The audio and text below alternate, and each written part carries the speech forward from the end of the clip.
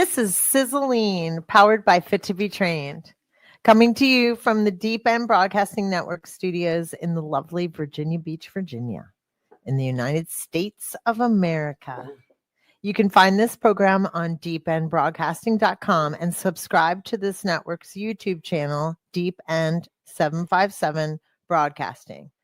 Hey, all, I am Karen Doherty, and you can also find me anywhere online under Fit to Be Trained, Fit to Be Trained Online, Fit to Be Trained, blah, blah, blah, blah, blah, everywhere. Facebook, Instagram, YouTube.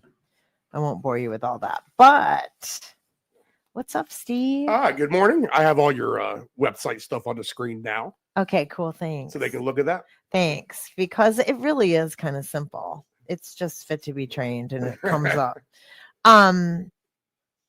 I don't know where to start. Okay, I guess let's we gotta mention the Eagles. I wanted that to happen. And yeah, I really did. I really wanted that to happen. So I am very happy with that. And the celebration is on in Philadelphia. I know, right? I've been really busy.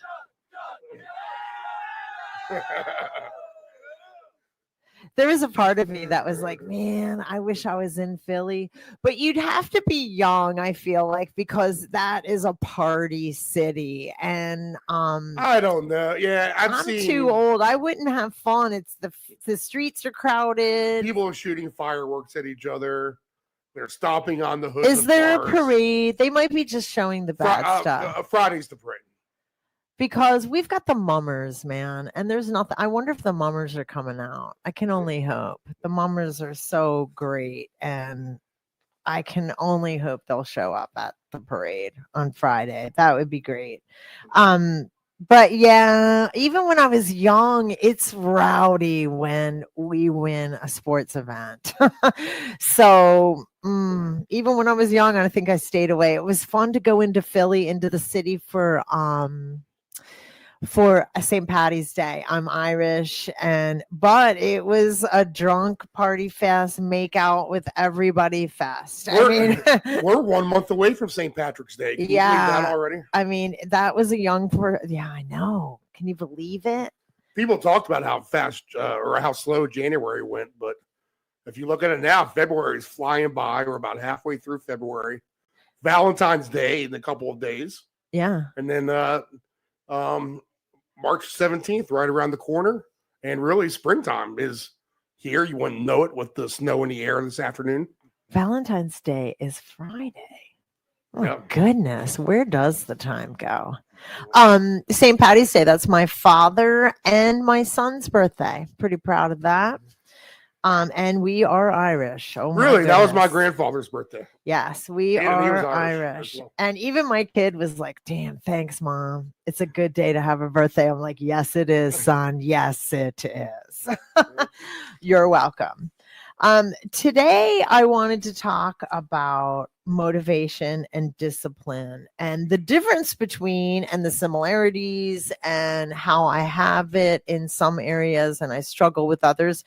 The reason why I picked this subject is I was talking, I took my son to the barber and I was just sitting in the car waiting. And I was listening to our podcast. It was last week and I've never done that before. And I was, kind of shuffling through or somehow Joe Rogan came on. And he was talking about the difference between discipline and motivation. And I was like, damn, that would be a great subject to talk about. And then I didn't get to listen. I had to go or something happened or whatever. I got to hear him say, there's a big difference between motivation and discipline. And then that was it. And I was like, yeah, that's the truth.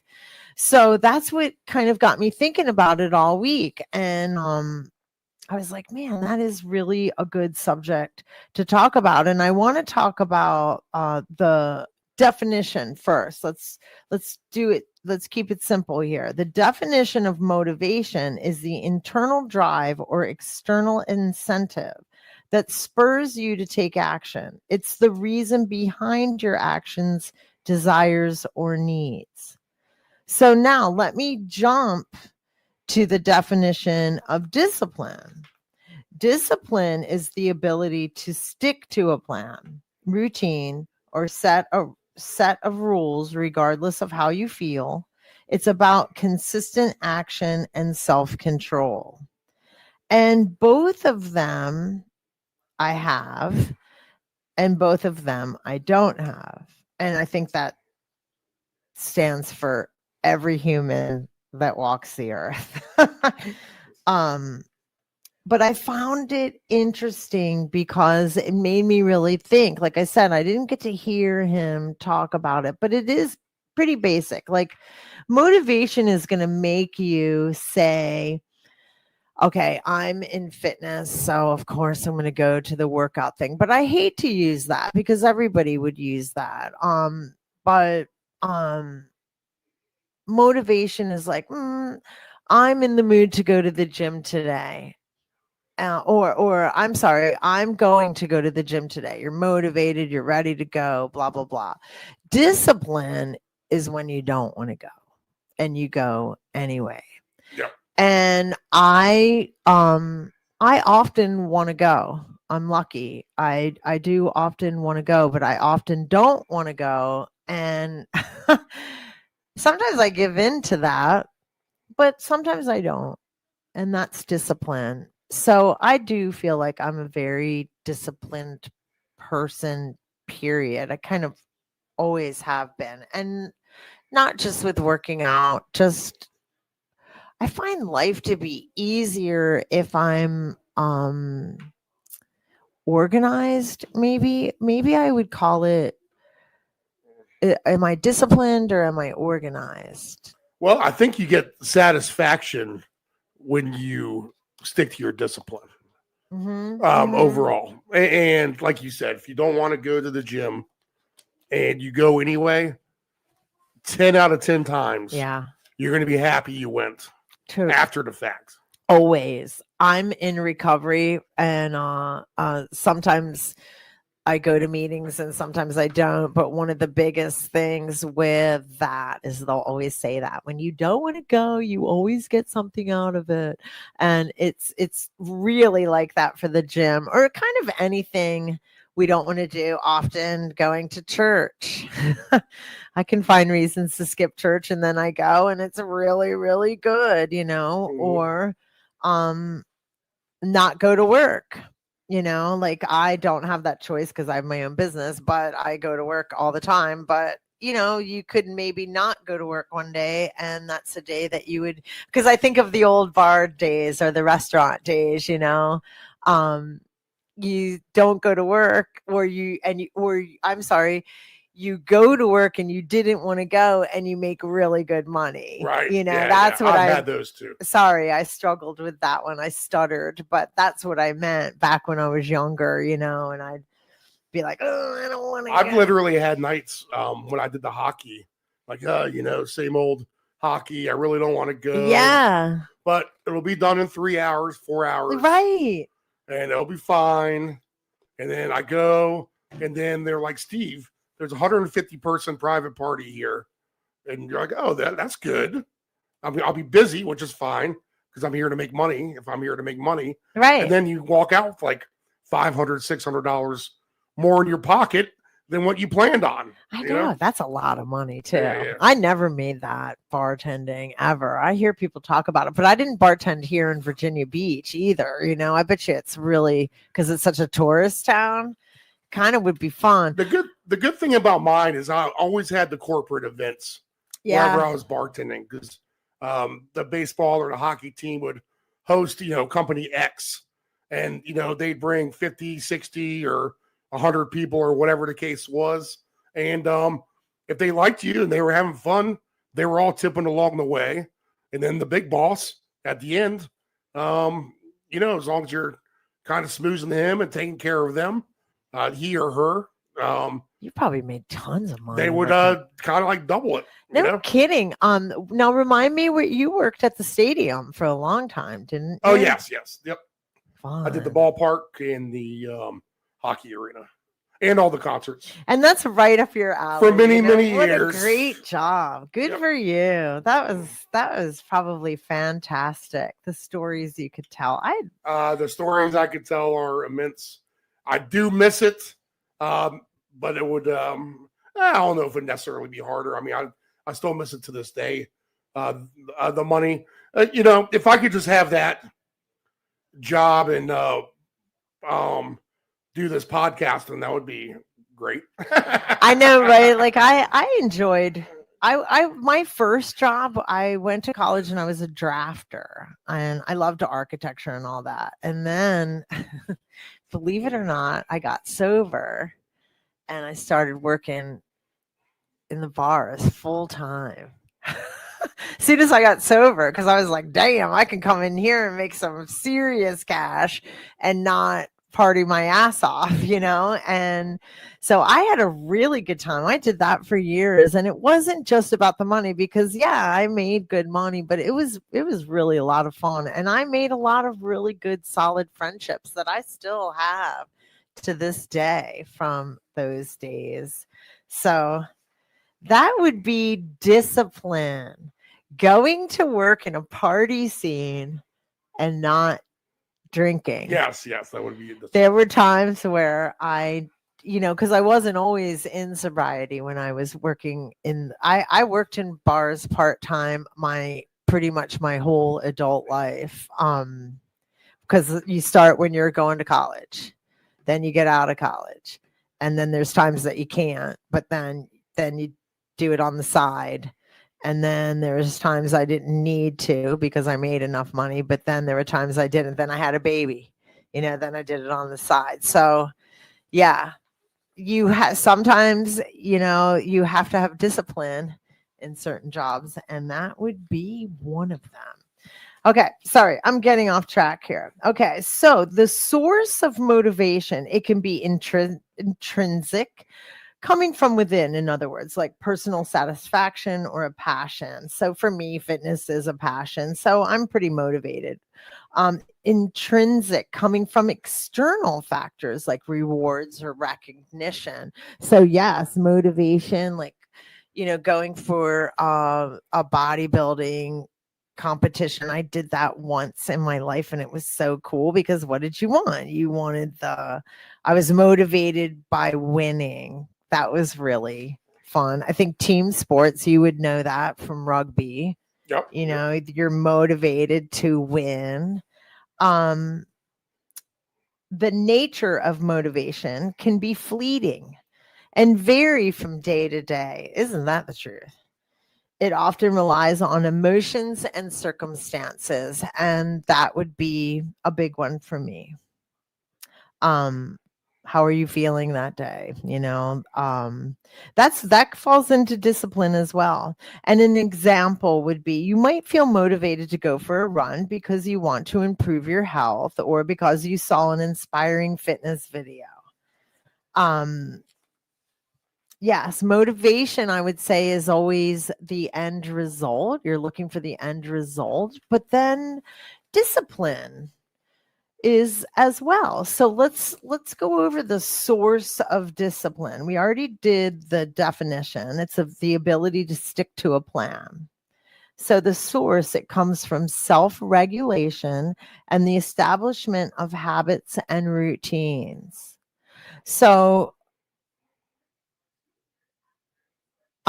what do they say? A habit is built from a routine. Right. So the motivation, it's almost like if you could motivate yourself for 30 days, I hate to keep bringing in sobriety and stuff like that, but remember when treatment centers were like 28 days, they used to say that 28 days was how long it took to build a habit. And, so if you could try to motivate yourself, which we know is fleeting and short-lived, maybe would that be? Well, for myself, like I love a good breakfast. It's my favorite meal. Me too. And me too. Part of me trying to have a self-improved life is obviously dieting, and so how do you get motivated and disciplined to not only still enjoy breakfast like I like to, but keep it healthy and keep it to where you're content and satisfied? And mainly, and this goes back to like our nutrition show, what you can have, like the obscure foods at different times of the day. Like, and I think I've talked about this before, but I've motivated myself to try to eat grilled chicken and eggs or egg whites. I know you get more protein out of eggs, right? But I feel like even the egg whites are still kind of, I feel like I get enough protein anyway. So the difference between scrambled eggs and egg whites lacking that protein is going to be fine. And I still feel like I'm kind of hitting a little bit more of a how do you say calorie? Caloric difference. I get it. Yeah. I got what you're saying. So grilled chicken and egg whites it is. And now that I've motivated myself to that habit, I now find myself in that discipline phase. Yeah. And even after the Super Bowl, even after kind of being hungover on a Monday, and wanting to eat whatever I wanted to, I did so. But then on Tuesday, reverted right back to the discipline with the egg whites and the grilled chicken. Yeah, so I agree. Like, I think motivation might be fleeting, and now you're in the discipline phase. Yeah. The nature of discipline is more stable and reliable, obviously, because it doesn't rely on temporary feelings. It requires effort and practice to develop. But I think once that you, it becomes a habit, that's the key. And it takes about 28 days to build a habit, even though treatment centers are now longer than that. But I mean, like, I think that's what it takes. It's about that to like build where you start going, okay, now I'm craving egg whites and chicken.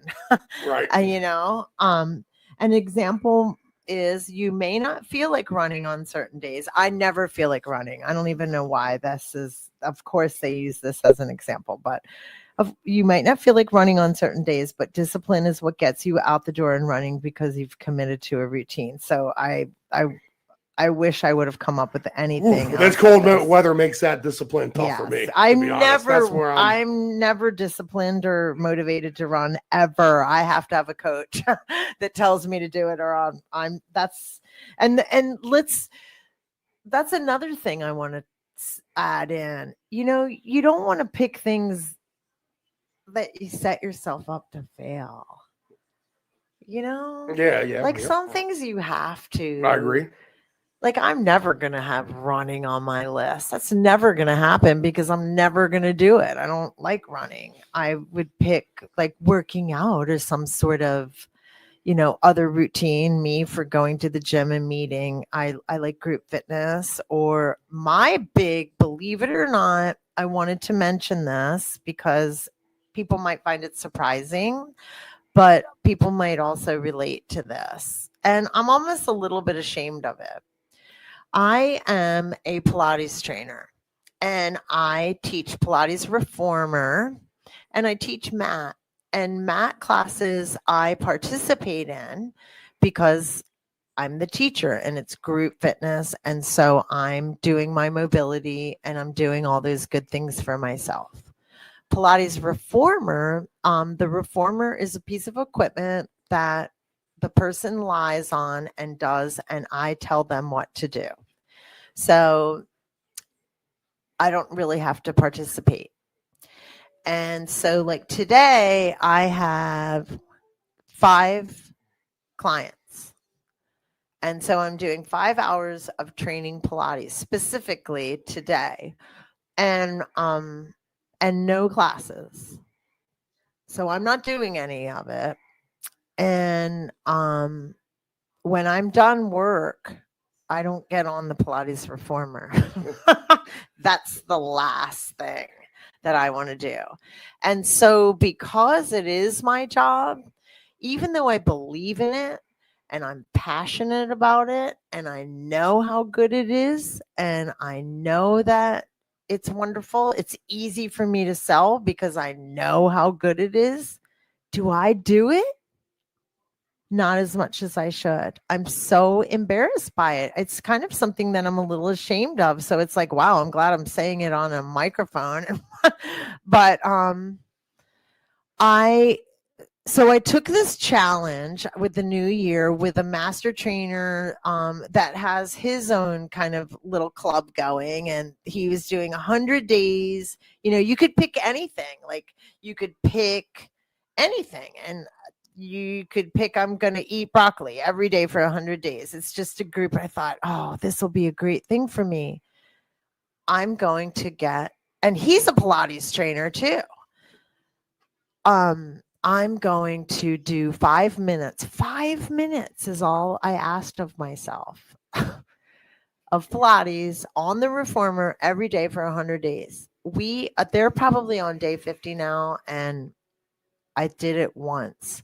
I had a good excuse for every time. Like, in the beginning of the year, it was really cold and I didn't have the heat right where my reformer was. In fact, I canceled days where I wasn't even working that day. Now my studio is toasty warm.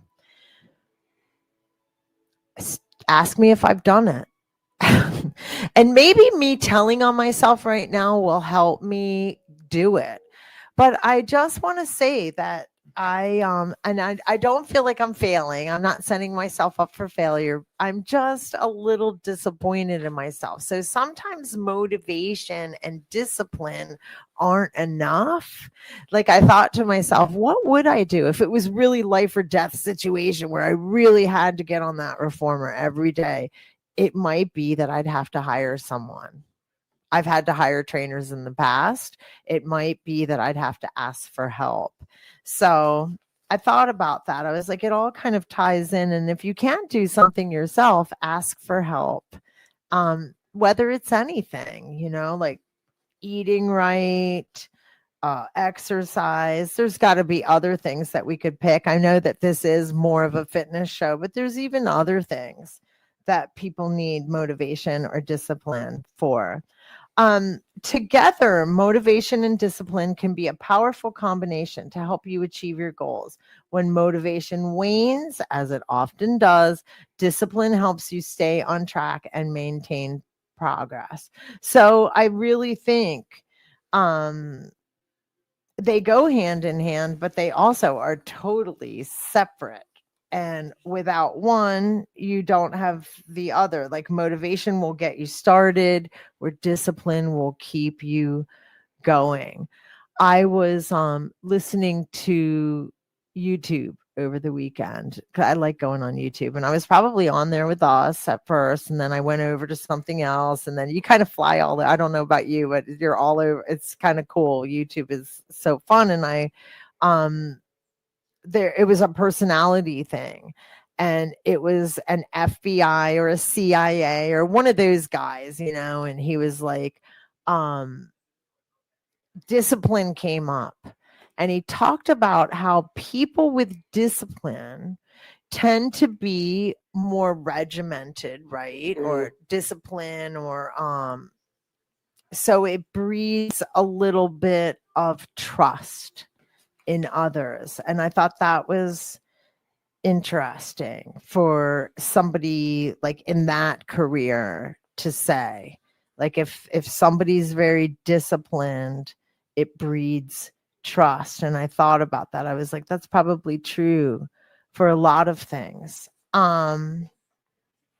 Is there a specific goal or area in your life where you're looking to boost motivation or discipline? Well, me would be the reformer.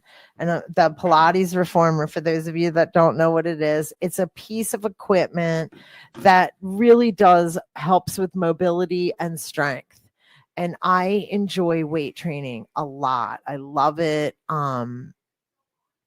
You don't have to, I don't need as much discipline to go to the gym and do CrossFit and weight training, because I really like it. It's fun. There's people there that I enjoy to be around. The coaches are cool. It's just it's not as hard for me.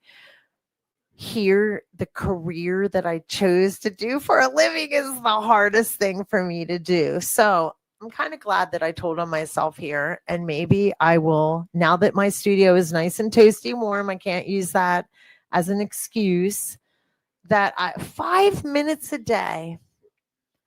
Today is what? February 11th. I'm going to try. And then I'm going to check in with you next week and tell you how good I did. And I'm not going to lie.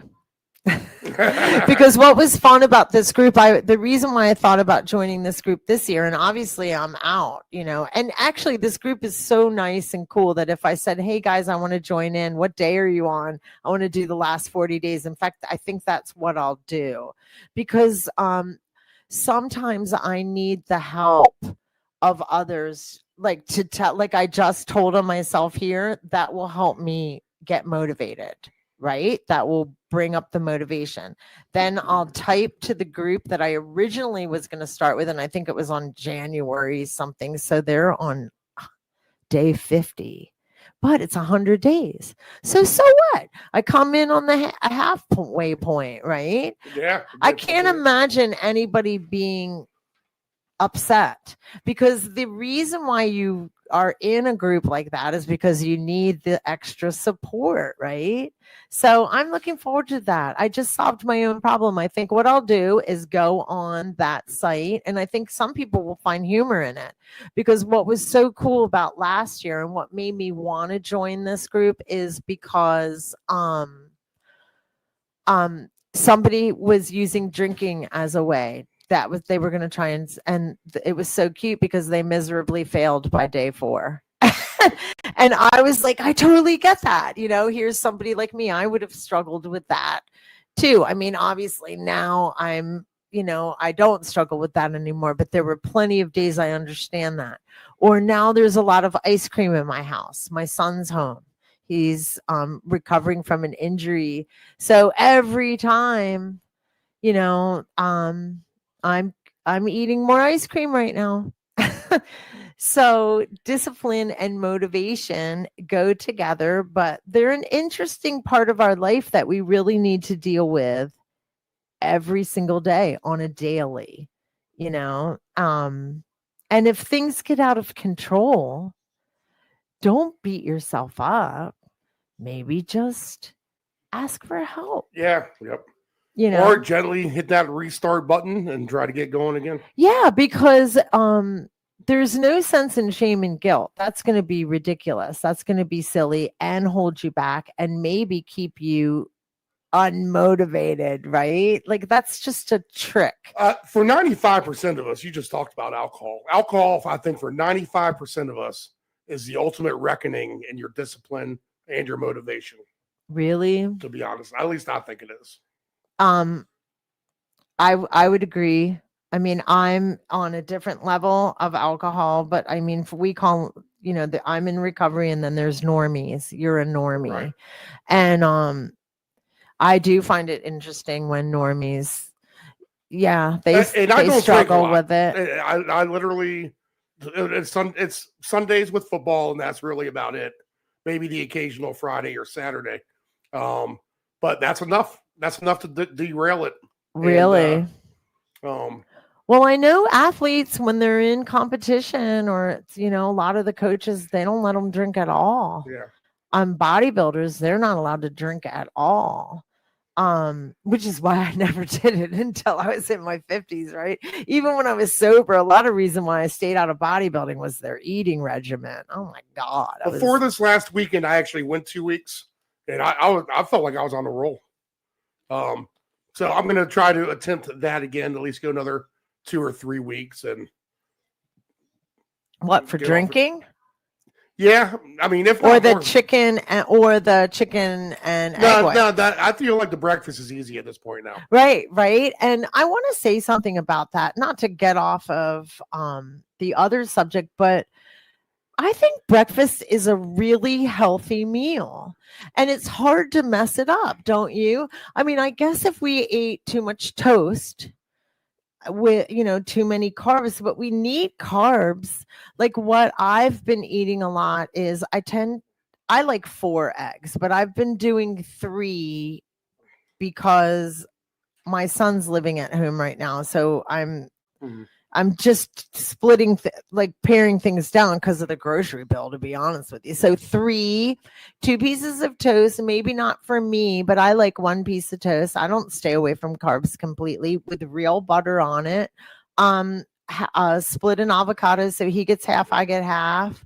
And, we each get 3 eggs, so you can see where I'm going. That way it's only a half a dozen rather than 4. But I'm a 4 egg person. Yeah, that's a good healthy breakfast. And then an avocado, and then not very often do we get to have meat with, but if we have it, because a lot of times the meat's coming on the lunch and the dinner. But I really think it's hard to mess up breakfast. If you have meat, add it in. Like even sausage, I know it's high in fat, or even bacon, I know it's high in fat. But if you're not training for something where your diet has to be super strict, don't you think that breakfast is kind of the one where you can kind of go, all right, I'm going to eat. I don't mean to derail you, Steve. I just realized that maybe I was sounding like that, but I think breakfast is a good, healthy meal. And I think you have to have it. Well, one, okay. I do too. Well, this is a whole other program in itself. I know you're right. Here's the thing, people, and you see these medicines like the Ozempics out there, and I'm dealing with this with one of the neighbors right now, and we're actually talking about fitness and motivation with her, and I was telling her to, watch the program. You actually learn something, and she was, no, I just don't want to work out. I don't want to work out. Well, that's not the program. It's not about it's a workout program, but it's not about working out. It's about talking about what we're talking about now, stuff like motivation and discipline. And her shortcut to weight loss is, the Ozempic, which is like a lot of people out there. I know. And yes, that'll cut weight. And yes, a lot of the doctors it works. Will back it, because at the end of the day, you are losing some weight, and it's still better than having that weight on, regardless of how that weight's getting lost. Now, all that being said, you do not lose weight by reducing meals and skipping meals. You actually reduce weight by adding meals and eating smaller portions and getting your metabolism right. I'm so glad that you said that. And you try. Really, you're supposed to do it 5 times a day, but even that's hard for me. I know, 5 smaller meals, but 4 good meals and a snack, a healthy snack, is a good way to do it. And the key with that is all starting off the day right with a good solid breakfast. And breakfast is, I'm not the greatest cook. I'm just not. It's just not one of the things I'm that good at. And breakfast, even I can do and feel comfortable and feel like, presenting it, even cooking for someone else. I can cook breakfast. A lot of times, if you can cook this healthy breakfast, eat a good salad for lunch. I know. Or turkey sandwich or whatever the case may be. A healthy snack. If you can do all that for your first 3 meals, then you can actually kind of waver off the tracks a little bit for your dinner and get a little bit more exotic and not worry so much about what you're putting in your body at dinner time. You get a lot more flexibility if you keep the meals good early and make it easy upon yourself. Now, let's face it, when you eat lunch, you don't want to overstuff yourself and make yourself feel bad. I know, right? Because you have a whole rest of the day to go. I know. So a grilled chicken salad or something, grilled tuna and salad or something is always a good option. But if you basically have, 4 slots in a day, and you give yourself a check mark for breakfast, a check mark for lunch, a check mark for a healthy snack, you can kind of afford an X that for dinner for, not the best meal maybe. Because at the end of the day, you're getting 3 check marks out of 4, which isn't perfect. But when you add all those check marks to X's together, you're still at a 75% better rate than what you would have been in the first place. I agree. I like that theory. And I feel like Weight Watchers, they do a lot of trading off and on. There's rewarding. I think that I don't know that Weight Watchers does that, but they used to. Um, I think it's like that in life, period. And in period, eating, working out, anything, like try not to be over, like full of shame or whatever if you mess up. And at dinner time, it's a simple, this is all the difference in the world is, okay, I want a big old cheeseburger. Okay, that's fine. But you know what? Just take the bread off. I was just going to say, is that bad for you? I'm so terrible because I'm a weight trainer and I'm trying to build muscle. Not at all. Because, I mean, you can eat a pound of ground beef and bacon I'm onion and some veggies. And I'm petite, so I'm always trying to build muscle. And I'm lucky. I do realize that I've got a great metabolism and but I do eat a lot. And I agree with Steve. The cheeseburger part, is that really bad for you? Oh, I didn't know that. Granted, I do take the bun off if I'm trying to drop a few, the fat part. But I actually need carbs because I burn a lot. But yes, if I'm making cheeseburgers at home, I tend to give everybody else a bun and me no bun sometimes, or half of the bun, because right now I have these really good Kaiser rolls and I cut the burger in half, believe it or not, because I'm trying to check to make sure that it's cooked all the way through, but then I get half of that roll. Right. So yeah, and like I said, if you're not training for some competition or some big athletic team, give yourself some grace. Our society is very all or nothing. I was thinking about how we talked about, I don't know if it was last week or the week before. Oh, I think it was last week because we were talking about like push up and the deadlift and the squat, what's your favorite exercise one? And you had brought up, all the Instagram stuff. I think that with all the, these platforms, these social media platforms, there's a lot of uneducated, should I say? Yes. Yeah, completely. Trainers, or that they're not, I didn't mean to call them trainers. They don't even call themselves trainers. They call themselves influencers. Yeah. So if they're not hybrid athlete, I've seen and stuff like that. Yeah, they're not. Yeah, so I think it's changed the industry a lot, and I haven't been able to think about it long enough. It's only been a week, but it really kind of made a light bulb moment for me, because sometimes I feel really under appreciated and under, like, I feel like people don't realize all the knowledge that I have. And granted, I'm kind of humble. I'm not going to run around talking about it, but and my peers that are in this industry with me, like how many of I've had coaches that are so smart and educated. And I feel like people think if you say you're a fitness trainer or you say you're a coach, because of Instagram and all that silly ass stuff, we've lost a little bit of our, I don't know what to call it, but it really, I think we need to be, like, a lot of us are very humble and don't even really want to talk about ourselves. We like talking about exercise and stuff like that. And I think now we're going to have to start really telling people who we are, what our accolades are, and, what we specialize in, because of the way the social media is. It kind of waters everything down. I guess that's what I'm trying to say, Mm-hmm. where there's nobody knows the difference between what I am versus an influencer who,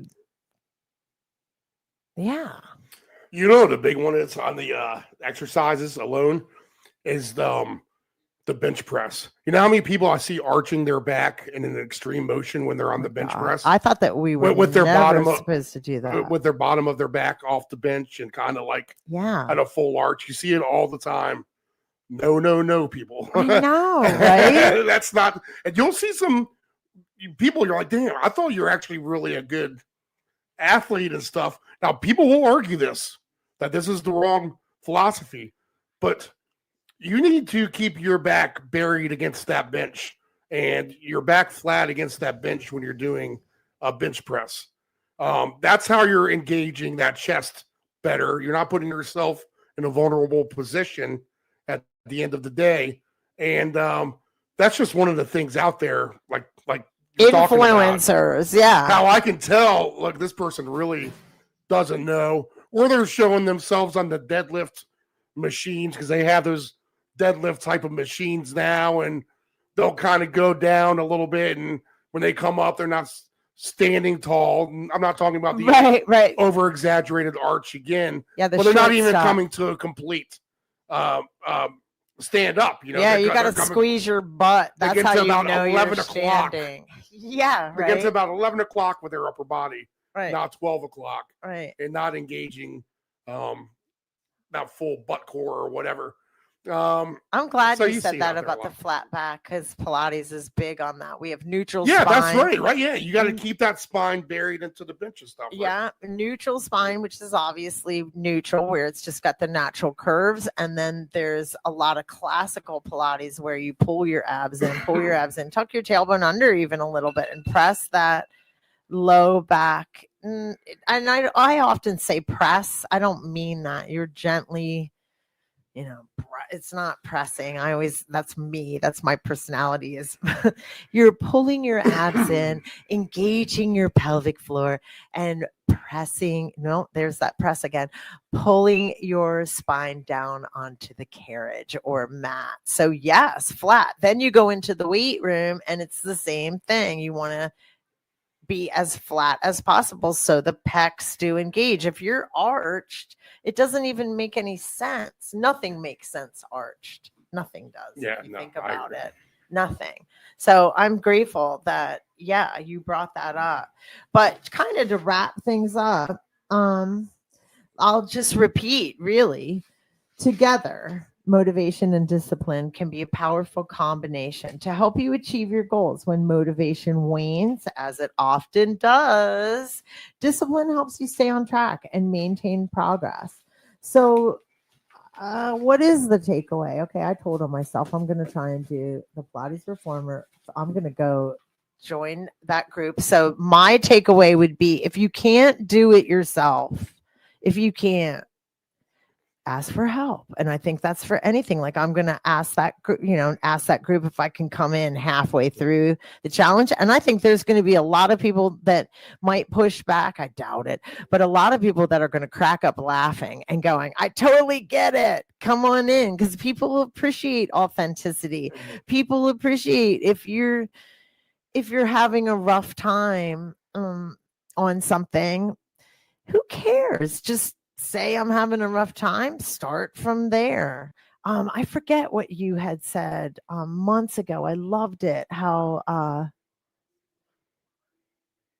I forget. I can't think of it. How, and it was about starting new, starting over, start fresh. So what if you, I actually kind of ate a little bit crappy this past weekend with the Super Bowl, and I'll admit I felt it yesterday. I could feel it in my tummy, and I was like, wow, that's why I probably shouldn't eat junk food that often. It doesn't make me feel good, later. Yep. But gently hit that reset button. Yeah. And I just happily just reset yesterday. Here we are, and getting through the week, and I feel fine again. And it'll remind me, the last time I ordered a pizza, I struggled because I don't really eat pizza. Not that I have anything against pizza. Pizza's actually really it can be kind of good for you. But the tomato sauce, the acid, and I don't eat it enough. It's like some things you have to practice more, drinking. This is a great way to end out. When I was still drinking, I worked at the Norfolk Yacht and Country Club, and I went into work, and I won't mention any names because this is a long time ago. None of us are all still there anymore. But I went in, I had the coolest boss.